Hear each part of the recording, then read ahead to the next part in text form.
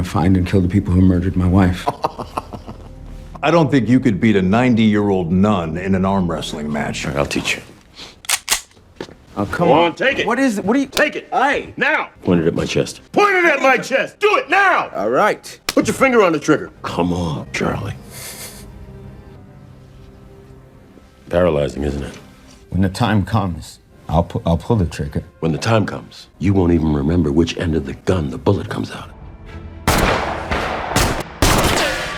Try it closer. Just a few rounds.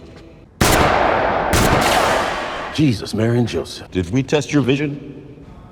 Guess I just have to get that close. Yeah, at point blank range, you might have a 50-50 chance of hitting something. Overestimating my odds?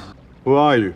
You held a gun to my wife's head. You have the wrong guy. Yeah, I know. You didn't pull the trigger. Tell me where to find him. This is a remote that controls a device that's been decompressing the air between the sheets of glass beneath you. If I trigger it, the glass will shatter. So tell me where he is, or swim very fast. You have the wrong person. No, I have exactly the right person.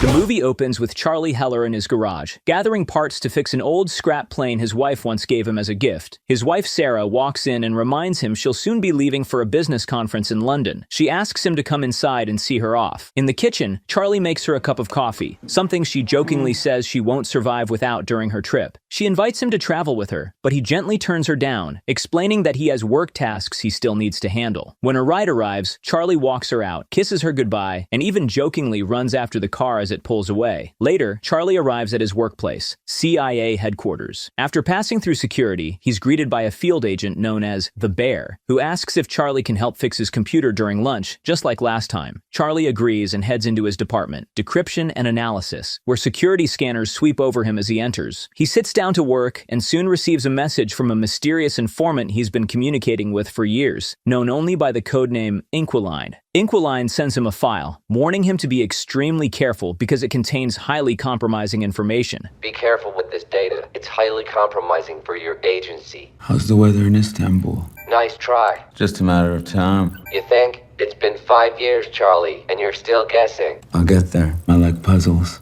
Not as much as I like anonymity. If I had to guess, you're a 50-year-old Russian man living in Istanbul with an affinity for Reddit boards and Turkish coffee. Charlie attempts to open the file, but keeps running into error codes. During lunch, Charlie and his co-workers spot the Bear entering the cafeteria. The others tease Charlie about being best friends with the intimidating agent. How do you know him? Charlie brushes it off, saying they're just acquaintances, and that he only saved the Bear's life once. Back at his desk, Charlie tries again to crack the file. Sarah calls to let him know she arrived safely in London, and he admits he already knows because he's been tracking her flight. He promises to call her back once he finishes what he's working on. Still unable to access the file, Charlie takes his computer into a restricted room reserved for senior staff so he can use the supercomputer. After some effort, he finally breaks through, and what he finds horrifies him. The file contains top-secret evidence of drone strikes disguised as suicide bombings, covered up by news reports. The footage shows that at least 150 people were killed, including French Special Forces and Danish Marines. Even worse, the entire operation was planned and authorized by Chief Moore, Charlie's own boss. Shaken, Charlie leaves the restricted room and runs into his friend and co-worker, Carlos. He hints that he may have accessed something he shouldn't have. Carlos warns him to keep it quiet. That night, Charlie calls Sarah, but she doesn't pick up. He leaves a voicemail telling her he misses her and asking her to call him back. The next morning at the office, Charlie walks in to find Chief Moore standing in his workspace. Moore greets him warmly. He asks Charlie if he's watched the news lately. Charlie admits he hasn't found a reliable outlet yet. Moore then asks him to follow him to the director's office. Inside, Moore introduces him to Director O'Brien, the newly appointed CIA director. O'Brien solemnly reveals that there has been a terrorist attack in London, at the very hotel where Sarah was staying. Moore then delivers the devastating news. Charlie, I'm very sorry, Mr. Heller. What?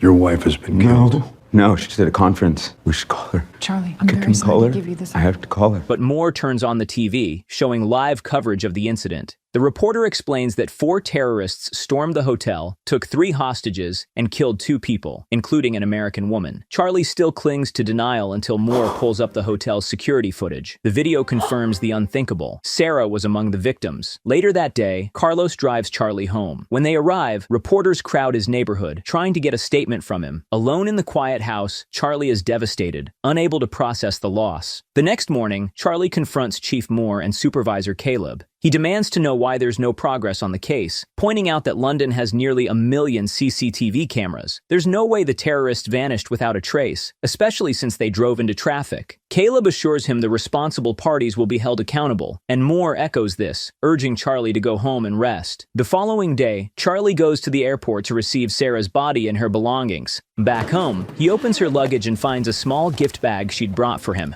Inside is a puzzle and a heartfelt message. The gesture breaks him, and he collapses in tears.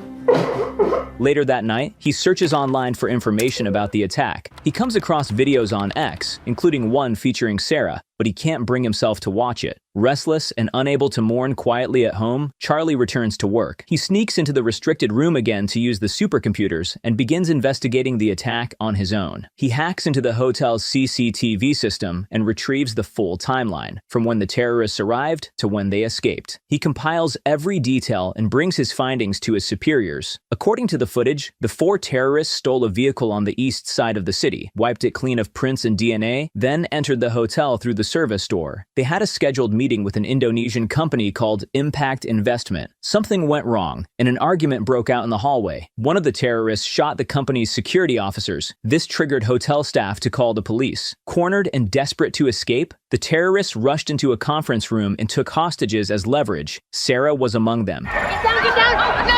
Run! They only took Sarah because she tried to save someone else. Charlie runs voice and facial analysis on the footage and identifies the 4 attackers. Mishka, based in Moscow, Laurence Elish, a former South African Special Forces operative, Gretchen, a former Armenian intelligence officer, and finally, Sarah's killer and the mercenary leader. Sarah's killer is harder to track. He seems to sense the cameras, says nothing. But I processed all the CCTV, cell phones, dash cams, body cams, and the audio to give us a 360, and that provides us with an ID. This is Horst Schiller. Loose affiliations with dozens of mercs and defense groups. I'm still filling that in. Charlie also reveals that he's tracked Gretchen's location. She's in Paris and visits the same cafe every day to buy bread. When Moore and Caleb show no surprise, Charlie realizes they already know all of this. You already know about Gretchen Frank? They assure him they'll compare his findings with their own and work on it, then send him to the agency therapist. At the therapist's office, Charlie opens up about his guilt and grief. He blames himself for not traveling with Sarah when she asked. He also confesses that he gave the agency the names of the killers, and they did absolutely nothing. That negligence fills him with anger. The next day, Charlie hides a chip inside his ID badge and slips into his department without triggering the scanners. In his office, he quietly copies the classified files he received from Inquiline onto the chip, then uses a skimmer on the printer to make additional digital backups. Inquiline tries to contact him, but Charlie ignores the message, shuts his laptop, and leaves the building. That evening, he stops by a bar. The owner asks him to watch the counter for a moment. I gotta close up the back.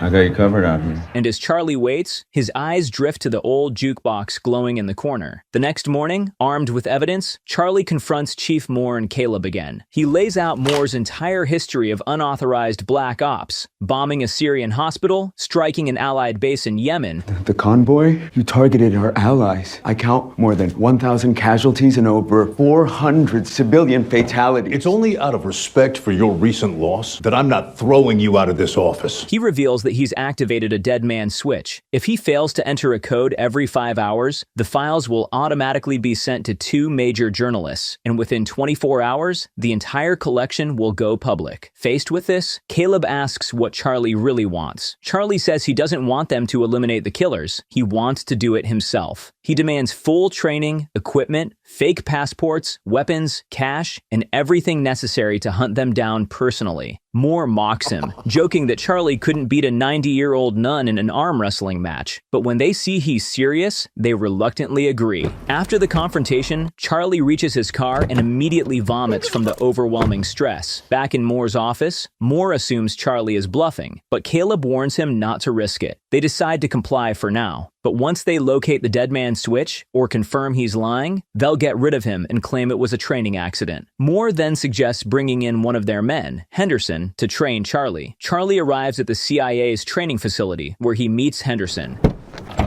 The hell you doing? I'm not an Uber driver. Sorry. On their way, he introduces himself as Colonel Henderson and tells Charlie he is to follow every instruction without question if he wants even a chance of surviving his mission. And there is a slight chance you may come out of this alive. Only a slight chance. I'm overestimating your odds to boost your confidence, son. Meanwhile, back at the agency, Caleb and a group of analysts scramble to figure out how Charlie managed to smuggle highly classified files out of the building. They review CCTV footage but see nothing in Charlie's hands. My bet is he's bluffing. Man has an IQ of 170.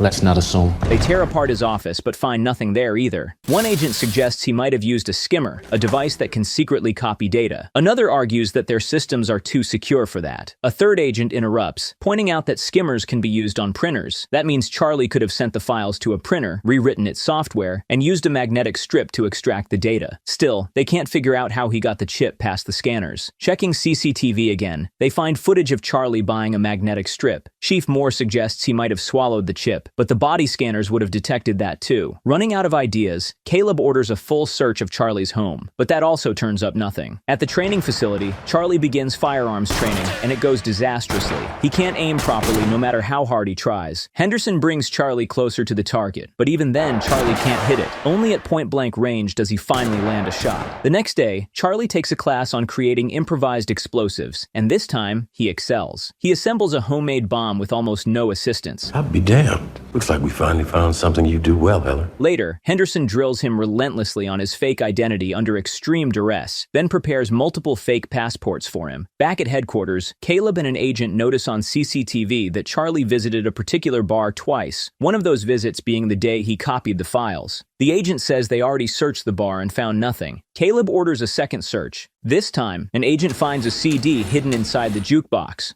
They try to decrypt Charlie's code, but the girl says it might take a while. Henderson visits Charlie's room and finds him staring at photos of his wife's killers. Henderson asks how Charlie expects to take down trained mercenaries while also evading CIA pursuit. Charlie admits that's exactly what he hopes Henderson will teach him. Henderson chambers around, hands Charlie the gun, and tells him to point it at his chest and pull the trigger. Charlie trembles and can't do it. Henderson snatches the gun back and tells him bluntly, he's not a killer, and no amount of training will turn him into one. You have to either be very confident or very stupid, which is its own kind of confidence. Truth is, you don't have that kind of confidence, and you are not stupid, not in the slightest. You're just not a killer, Charlie. Later that night, Charlie listens in through a hidden bug he planted in Moore's office. He hears Caleb and the tech team working to decrypt the CD. What if she can't break Heller's encryption? She will. Hours later, they crack it and discover Charlie has been bluffing about the dead man's switch. What's a bluff? He was playing us. And he did pretty well, too. With the truth exposed, Moore and Caleb decide it's time to eliminate him. Moore calls Henderson and gives the kill order. Henderson storms into Charlie's room with his gun raised, only to find the bed empty. He reports to Moore that Charlie has already escaped using a janitor's card and has taken a bag full of passports with him. He's got a bag full of passports. Caleb realizes Charlie has played them the entire time. Moore then remembers the physical Black Ops file Charlie slammed onto the desk during their confrontation. He flips it open and finds a tiny device attached, the real bug.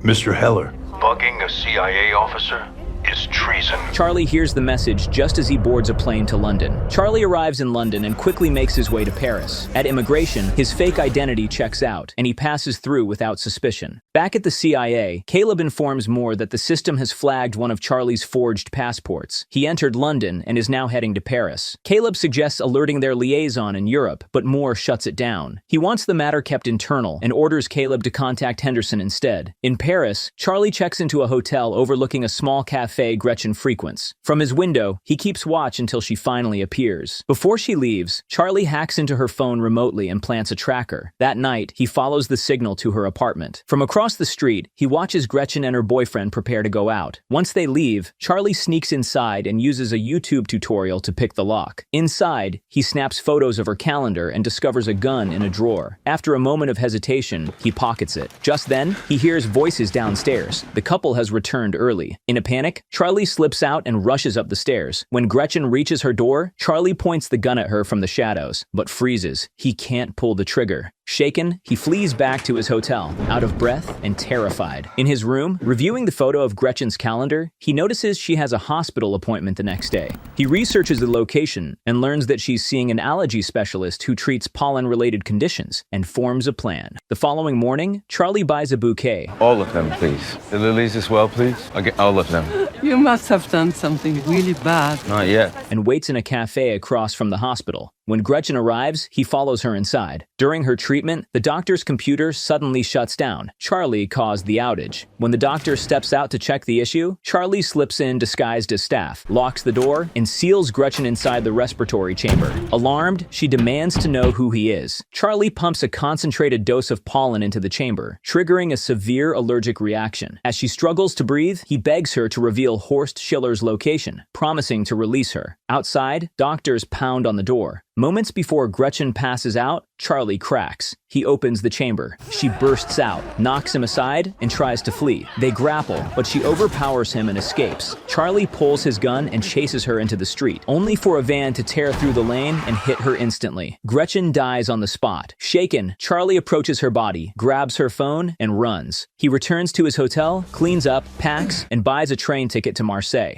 Meanwhile, at the CIA, Director O'Brien confronts Moore about Gretchen's death, especially since the French ambassador is demanding answers. French ambassador is asking. Wasn't us. Later that night, Charlie stumbles into a nightclub in Marseille. Drunk and guilt-ridden, he downs multiple shots until he suddenly spots Henderson pushing through the crowd toward him. Charlie bolts through the back exit, sprinting down the streets with Henderson in pursuit. He ducks into a small bar, but Henderson follows. Charlie rushes into the bathroom and locks the door, but there's nowhere to escape. After a few moments, he steps back out, ready to confront him. Charlie asks how Henderson tracked him down. Henderson reveals he took Gretchen's phone, and its location data led him straight there. He admits he didn't expect Charlie to survive this long, but his orders are clear. He has to kill him. Charlie replies that Henderson underestimated the one thing he's truly good at. He shows him a countdown timer. It hits 0, and a bomb explodes inside the bathroom. In the confusion, Charlie slips away into the night. Exhausted, he sleeps outdoors. The next morning, he texts Inquiline and begs for help. They send coded instructions. Following them, Charlie boards a cargo plane and lands in Istanbul, Turkey. There, they direct him to a small cafe where someone will hand him a book. Inside, he sends them a message, and at that moment, a middle-aged man's phone buzzes. Thinking the man is Inquiline, Charlie approaches, but a woman intercepts him. She hands him a book and quietly tells him he has the wrong person. She instructs him to check his phone and meet her outside. To his surprise, Inquiline is a woman, not the older man he imagined. Charlie tries to explain why he needs her help, but she already knows. It's unsafe to talk there, so she tells him to meet her at a garage in 30 minutes. When he arrives, he gets into her car and she drives off. On the way, she explains her story. Her late husband, once a KGB officer who later became a CIA asset, was the original Inquiline. According to official reports, he fell from a window 6 years ago, but that's the standard cover story for ex-KGB deaths. Before his death, he taught her everything: encryption, infiltration, survival. She still keeps loose contact with Charlie's CIA division, just in case she ever needs a favor. They arrive at her secluded home on the outskirts of the city, guarded only by roaming guinea fowls.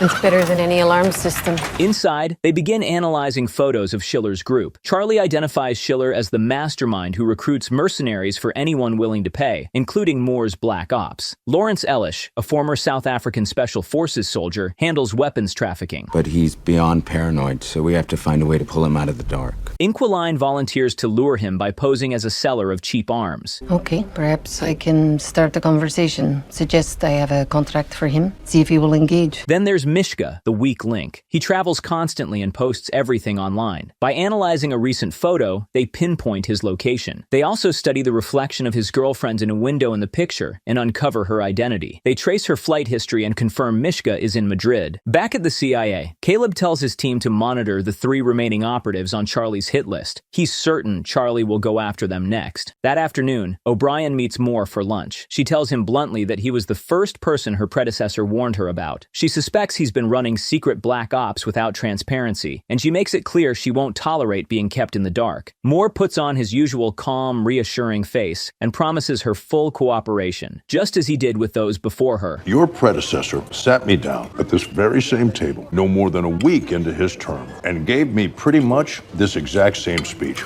Oh, wait. Maybe it was his predecessor. I can't remember. Anyway, I'll tell you what I told them. You have my full support. When O'Brien gets into her car, her assistant shows her new intel. Henderson has been spotted in Madrid. On whose orders? She learns Moore sent him, so she orders one of her own agents to shadow Henderson without Moore's knowledge. Let's get someone of our own in play. Meanwhile, Charlie and Inquiline successfully track Mishka to a hotel in Madrid. They tap into the hotel's security feed and watch him in real time. Charlie knows Moore's team is monitoring Mishka too, likely waiting for him to show up, but he insists on moving forward. He asks Inquiline to keep watch for Henderson. And keep an eye out for him. This is who they'll send. The next day, Charlie arrives at the hotel to observe Mishka's routine. He realizes Mishka likes to swim alone at night in the rooftop suspended pool. Charlie studies the pool's structure and glass enclosure carefully. Instead of simply shooting Mishka, he designs a far more controlled and brutal method. Meanwhile, Henderson closes in. He calls Moore, suggesting they spare Charlie. Not for me to say here, boss, but why bury him? Why not just roll him up? We're past that. Too big of a stench. Look, he practically invented half of our surveillance tech. Now I will find him. But you might have a bigger stench on your hands if he gives us the slip again. You won't let that happen. Charlie gathers supplies for his plan and builds a device designed to compromise the rooftop pool. By the next night, everything is ready.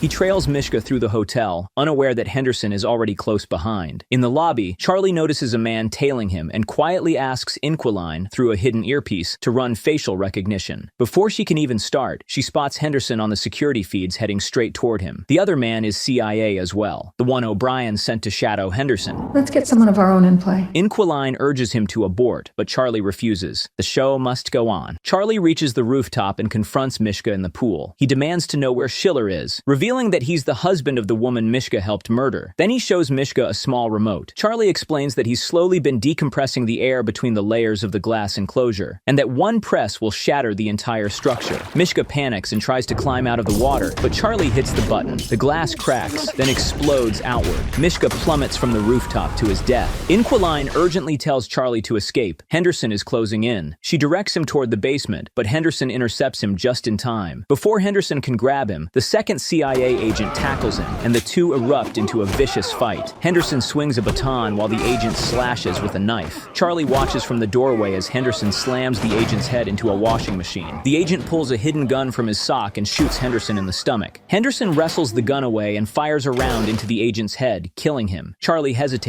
wanting to help the wounded Henderson, but Inquiline pleads with him to run, so he does. Back at CIA headquarters, Director O'Brien summons Moore. She asks where Charlie is, and Moore claims Charlie is still on bereavement leave and unreachable. He promises to update her if anything changes, but once Moore leaves, O'Brien looks at her screen, a surveillance image of Charlie at the Madrid hotel, and realizes that her subordinate has been playing a double game, keeping her in the dark. Elsewhere, Caleb and his team study the same photo. They realize Charlie wasn't acting alone. He was communicating with someone. Digging into the hacked hotel system and Charlie's encrypted chats, they identify his mysterious partner, a 50-year-old man codenamed Inquiline, based in Istanbul. Caleb orders the team to pinpoint his location. That afternoon, Charlie is outside feeding the guinea fowls when Inquiline joins him and gently asks how he's holding up. Charlie admits he handled this last mission better than the first. Inquiline quietly shares that after her husband died, she filled the silence with work, and she wonders if Charlie is doing the same. Meanwhile, at the CIA, Caleb and his team make a breakthrough. They discover the real Inquiline was a 50-year-old former Russian intelligence officer who later worked for the CIA, but has been dead for years. New intel from the Russians suggests his widow may be operating under his codename. Caleb immediately orders a direct line open to Russian intelligence in Istanbul. That night, Charlie is asleep on the couch when Inquiline approaches and admits she hasn't slept beside someone in a long time. He invites her to lie next to him, and she curls up against him. But as soon as the guinea fowls outside begin screeching, she bolts upright. She checks her CCTV feeds and sees Russian operatives silently infiltrating her property. She and Charlie escape through a hidden exit and sprint to her car. They speed away, but the Russians open fire. After several intense moments, the gunfire finally stops, and they think they've lost them, until a Russian patrol boat appears along the shoreline. A single precise shot hits Inquiline, killing her instantly. Shocked and devastated, Charlie drags her body into the passenger seat and drives off. At a quiet garage, he gives her a final kiss on the forehead and leaves her behind. While sitting at a small cafe, he receives a message from Laurence on Inquiline's phone, agreeing to buy the missiles she had pretended to be selling. Perhaps I can start the conversation. Suggest I have a contract for him. See if he will engage. Determined, Charlie buys a new phone and laptop and messages Elish a meeting point in Romania. He hitches a ride on a cargo truck heading there. Before Elish arrives at the meetup spot, Charlie scans his own face and hacks security systems across Europe, making random people appear as him on surveillance feeds, throwing Moore and the agents completely off his trail. Heller's in Berlin.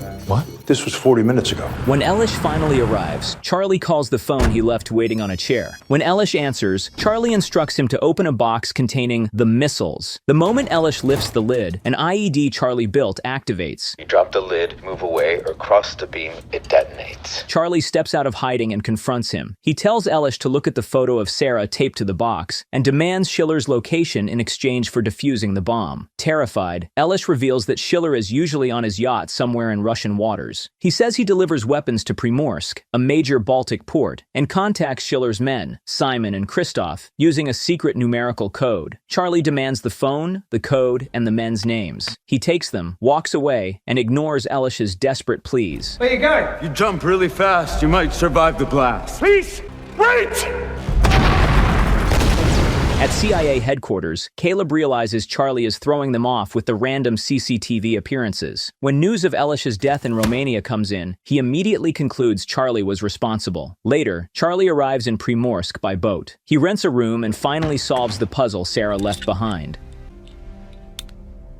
The next morning at the seaport, he spots a suspicious pickup truck. 3 men exit. Charlie sends the secret code to one of Elish's numbers, and one of the men instantly checks his phone. They're Schiller's crew. Charlie tails them and sees them loading bags onto a small boat. He snaps a photo of the vessel, then ducks into a nearby cafe, only to run into the bear. Confused, Charlie asks if he's there to kill him, but the bear calmly says no. He admits Charlie has surprised him. You think they're gonna let you leave Russia? I mean, how does that even work? How do you leave here? The only way you leave here is in a box. But if you walk out of here right now with me, I can help you. The bear insists no one sent him. He came on his own to save Charlie. What are you looking for?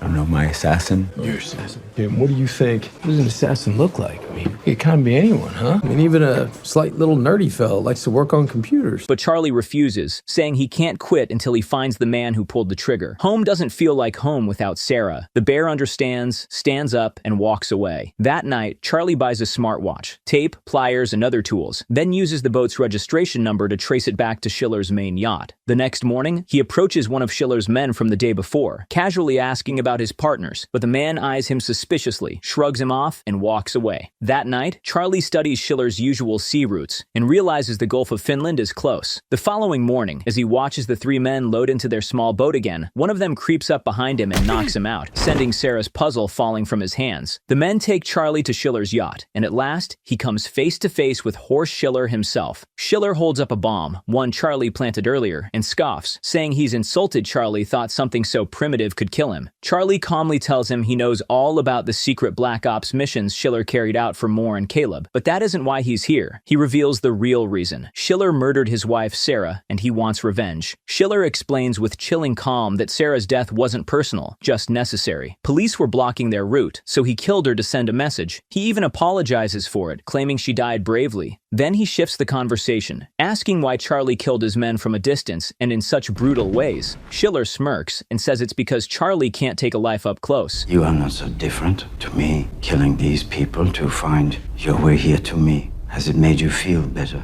I won't know till I've killed you. It was an instant. Your wife? No, it wasn't. That you tortured my colleagues, dropped a man 16 stories, suffocated a woman in a locked chamber. Your elaborate murders from a distance. And you know why? I do. Because it's hard to take a life up close. To prove it, he hands Charlie his loaded gun. Charlie grips the gun and raises it toward Schiller. Schiller actually believes he might do it, but Charlie lowers the weapon. He tells Schiller that killing him quickly would be too easy. He wants Schiller to feel the same powerless fear Sarah felt. Suddenly, the yacht lurches violently. Schiller demands to know what's happening. Charlie reveals that he has taken control of the yacht's navigation system, rerouting it straight into Finnish territorial waters and transmitting their coordinates to authorities. My watch, so I'm the transmitter. And you invited me in. I just needed you to talk as long as it took to get us here. Schiller calls his bluff, insisting the yacht system is CIA designed and unhackable, but Charlie just smiles. He is the one who built the encryption for the CIA. Moments later, Finnish Navy vessels and Interpol teams surround the vessel. Officers board, disarm the crew, and arrest everyone. Charlie Heller. Except Charlie, the anonymous whistleblower who tipped them off. The next day, Director O'Brien addresses a massive press conference. News has broken about the illegal drone strikes disguised as suicide